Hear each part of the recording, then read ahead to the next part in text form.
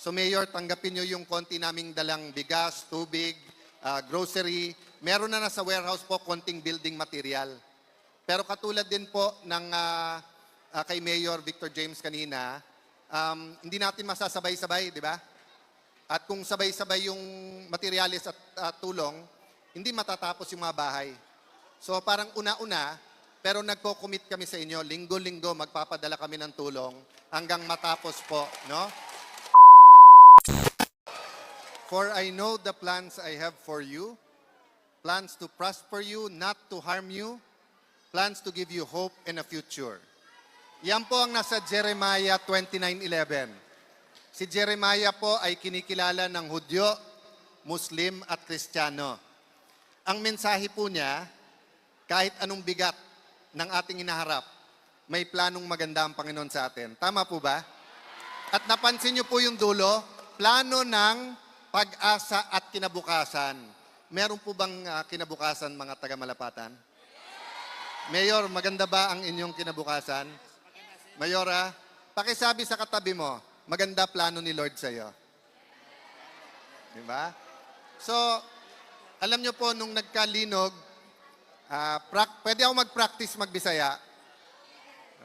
So, nakipagstoryahan si Kong Carol sa ako.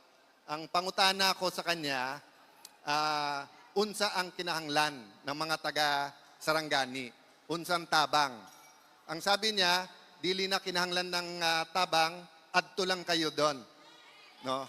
Eh sabi ko, adto ako doon, wala man lang dala. Sabi niya, dalin mo si Robin.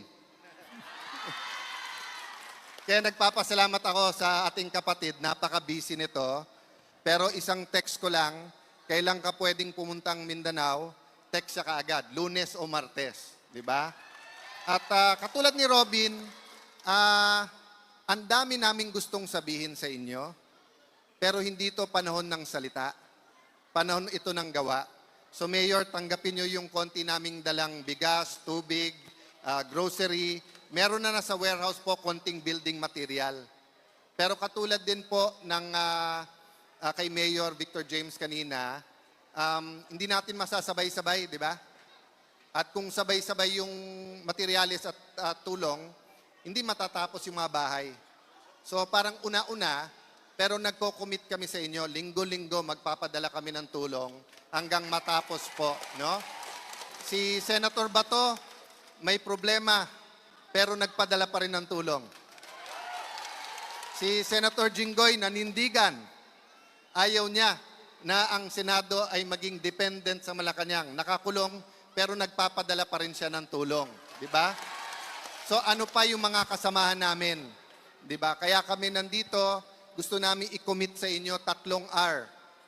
Relief na dala natin ngayon at sa susunod na mga araw. Pero mas importante, rehabilitation. Di ba? Recovery. At pangatlo, we have 100% authority na mangulit sa amin every week, no? Kung ano ang aming matutulong. So, pwede ba kaming magbalik-balik? God bless you.